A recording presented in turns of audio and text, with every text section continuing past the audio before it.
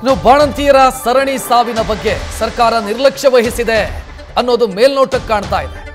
ಪ್ರಕರಣವನ್ನ ಸರ್ಕಾರ ಗಂಭೀರವಾಗಿ ಪರಿಗಣಿಸಿಲ್ಲ ಅನ್ನೋದು ಸ್ಪಷ್ಟವಾಗ್ತಾ ಇದೆ. ಯಾಕೆಂತಂದ್ರೆ ಗಲಭೆ ಸಂದರ್ಭದಲ್ಲಿ ಕೊಡುವಂತ ಪರಿಹಾರ ಏನಿದೆ ಅದಕ್ಕಿಂತಲೂ ಕಡಿಮೆ ಪರಿಹಾರವನ್ನ ಬಾಣಂತಿಯರ ಕುಟುಂಬಸ್ಥರಿಗೆ, ಅಂದ್ರೆ ಮೃತಪಟ್ಟ ಬಾಣಂತಿಯರ ಕುಟುಂಬಸ್ಥರಿಗೆ ಕೊಡಲಾಗಿದೆ. ಗಲಭೆಗೆ 5 ಲಕ್ಷ ಪರಿಹಾರ ಕೊಟ್ಟರೆ ಬಾಣಂತಿಯರ ಸಾವಿಗೆ 2 ಲಕ್ಷ ಪರಿಹಾರ ಕೊಟ್ಟಿದ್ದಾರೆ. ಸಿಎಂ ಅನ್ನ ಪ್ರಶ್ನೆ ಮಾಡಿದ್ರೆ ಈ ಬಗ್ಗೆ ಅವರು ಉತ್ತರ ಕೊಟ್ಟಿಲ್ಲ. ಕ್ರಮ ಕೈಗೊಳ್ತೀನಿ ಅಂತ ಹೇಳಿ ಸುಮ್ಮನಾಗಿದ್ದಾರೆ ಸಿಎಂ. ಇನ್ನು ಆರೋಗ್ಯ ಸಚಿವರಂತೂ ವಾರದಿಂದ ಅದನ್ನೇ ಹೇಳ್ತಿದ್ದಾರೆ, ತೀರ್ಮಾನ ತೆಗೆದುಕೊಳ್ತೀವಿ, ಕ್ರಮ ಕೈಗೊಳ್ತೀವಿ, ಇದೇ ಮಾತನ್ನ ವಾರದಿಂದ ಹೇಳ್ತಾನೆ ಇದ್ದಾರೆ.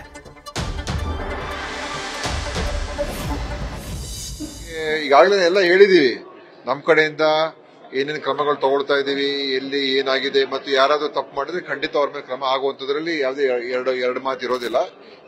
ಅನೇಕ ಕ್ರಮಗಳು ತಗೊಂಡಿದ್ದೀವಿ. ಈಗ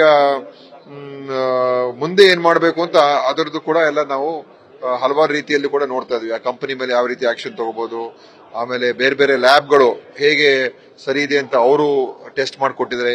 NABL ಲ್ಯಾಬ್ಗಳು ಕೂಡ ನಮಗೆ ವರದಿ ಕೊಟ್ಟಾಗ ಎಲ್ಲ ಕರೆಕ್ಟ್ ಆಗಿದೆ ಅಂತ ಅವ್ರು ಹೆಂಗ್ ಕೊಟ್ರು, ಮತ್ತು ನಮ್ಮ ಡ್ರಗ್ ಕಂಟ್ರೋಲ್ ಲ್ಯಾಬ್ ಅವರು ಯಾವ ರೀತಿ ನಿರ್ವಹಣೆ ಮಾಡ್ತಾ ಇದ್ದಾರೆ, ಇದೆಲ್ಲವನ್ನು ಕೂಡ ನಾವು ನೋಡ್ಬೇಕಾಗ್ತದೆ. ಮತ್ತೆ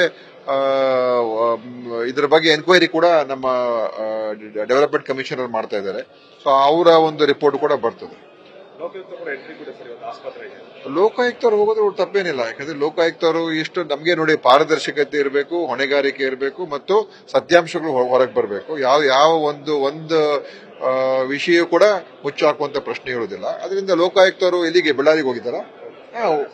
ಒಳ್ಳೇದು. ಅಲ್ಲಿಗೆ ಹೋಗಿದ್ರೆ ಅಲ್ಲೂ ಅವರು ಕೂಡ ನೋಡ್ಕೊಂಡು ಬರ್ಲಿ. ಯಾಕಂತ ಹೇಳಿದ್ರೆ ನಾವು ಮುಕ್ತವಾಗಿ ಇದನ್ನ, ಯಾಕಂದ್ರೆ ವ್ಯವಸ್ಥೆಗಳು ಸರಿ ಹೋಗ್ಬೇಕು. ಆ ವ್ಯವಸ್ಥೆ ಸರಿ ಮಾಡದೆ ಹೋದ್ರೆ ನಾವು ಮುಂದೆನೂ ಕೂಡ ಇಂಥದ್ದೆಲ್ಲ ಮತ್ತೆ ಆಗುವಂತದ್ದು ಅವಕಾಶಗಳು ಇರ್ತದೆ. ಅದಕ್ಕೆ ಅದು ಆಗೋದಕ್ಕೆ ಬಿಡಬಾರ್ದು. ಆ ಕಾರಣದಿಂದ ನಾವು ಆ ಕೆಲಸ ಮಾಡ್ತೇವೆ. ನಮ್ಮ ಕಡೆಯಿಂದ ಏನ್ ಮಾಡ್ಬೇಕು ಖಂಡಿತ ನಾವು ಮಾಡೇ ಮಾಡ್ತೀವಿ. ಮತ್ತೆ ಮುಂದಿನ ಇನ್ನೂ ತೀರ್ಮಾನಗಳು ತಗೊಳ್ತಕ್ಕಂಥದ್ದಕ್ಕೆ ಮುಖ್ಯಮಂತ್ರಿ ಈಗ ಹೇಗೋ ಸೋಮವಾರದ ಅಧಿವೇಶನ ಕೂಡ ಇರ್ತದೆ. ಸೊ ಅಲ್ಲೂ ಕೂಡ ಖಂಡಿತ ಇದೆಲ್ಲ ಚರ್ಚೆ ಆಗೇ ಆಗ್ತದೆ.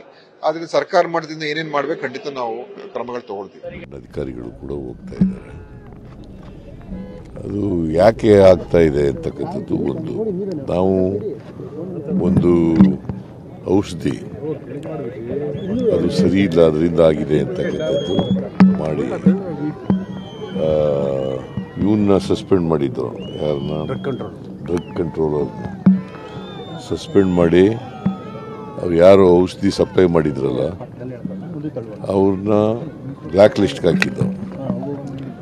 ಜೊತೆಗೆ ಒಂದು ಕಮಿಟಿ ಕೂಡ ಮಾಡಿದ್ದು, ಡೆವಲಪ್ಮೆಂಟ್ ಕಮಿಷನರ್ ಅಧ್ಯಕ್ಷತೆಯಲ್ಲಿ ಒಂದು ಕಮಿಟಿ ಕೂಡ ಮಾಡಿದ್ದು. ಅವರು ಒಂದು ವರದಿ ಕೊಡಿ ಅಂತ ಹೇಳಿದ್ದು. ಅವ್ರು ವರದಿ ಕೊಟ್ಟ ಮೇಲೆ ಯಾರು ತಪ್ಪಿತಸ್ಥಿದ್ರು ಅವ್ರ ಮೇಲೆ ಕ್ರಮ ತಗೋತೀವಿ. ಈಗಾಗಲೇ ತಗೊಂಡಿದ್ದೀವಿ, ಇನ್ನು ಮುಂದೇನು ಕೂಡ ತಗೋತೀವಿ. ಅದು ಪರಿಹಾರ 2 ಲಕ್ಷ ಕೋಟಿ ಕಡಿಮೆ ಆಯ್ತು ಸರ್. ಬೇರೆ ಬೇರೆ ಕೋಮು ಸೌಹಾರ್ದ ಗಲಾಟೆ ಆದ 5 ಲಕ್ಷ ಪರಿಹಾರ ಕೊಡ್ತಾರೆ, ಜೀವಗಳು ಹೋಗಿದೆ. ಆದ್ರೆ ಬರೀ 2 ಲಕ್ಷ ಕೊಟ್ಟರು ಸರಿ ಇಲ್ಲ ಅಂತ ಯಾರು ನೀನ್ ಹೇಳ್ತಾ ಇದೀಯ? ಅಲ್ಲ ಸರ್, ಜನಗಳು ಕೂಡ ಕೇಳ್ತಾ ಇದಾರೆ ಸರ್. ಯಾವ ಜನಗಳು? ಕುಟುಂಬಸ್ಥರು ಕೇಳ್ತಾ ಇದಾರೆ ಸರ್, ದುಡ್ಡು ಕಡಿಮೆ ಆಯ್ತು ಅಂತ ಸರ್. ಈಗ ಶ್ರೀರಾಮುಲು ಬಿಜೆಪಿ ಪ್ರತಿಭಟನೆ ಮಾಡ್ತಾರೆ ಬಳ್ಳಾರಿಯಲ್ಲಿ. ಶ್ರೀರಾಮುಲು ನೇತೃತ್ವ ಪರಿಹಾರ ಬಾಣಂತಿಯರ ಸಾವಿನ ಪ್ರಕರಣಕ್ಕೆ ಸಂಬಂಧಪಟ್ಟಂಗೆ ಏನಂತ ಏಕಾಗಿ ಪ್ರತಿಭಟನೆ ಮಾಡ್ತಾ ಇದ್ದಾರೆ ಸರ್. ಏನು ಬಾಣಂತಿಯರ ಶ್ರೀರಾಮುಲು ಸಾವಿನ ಪ್ರಕರಣ ನೋಡಿ, ಈಗ ವರದಿ ಬಲ್ಲಿ ಕ್ರಮ ತಗೋತೀವಿ. ಶ್ರೀರಾಮುಲು ನ್ಯೂಸ್ ಫಸ್ಟ್ ನಿರ್ಭೀತಿಯಿಂದ ನಿಮ್ಮ ಪರವಾಗಿ.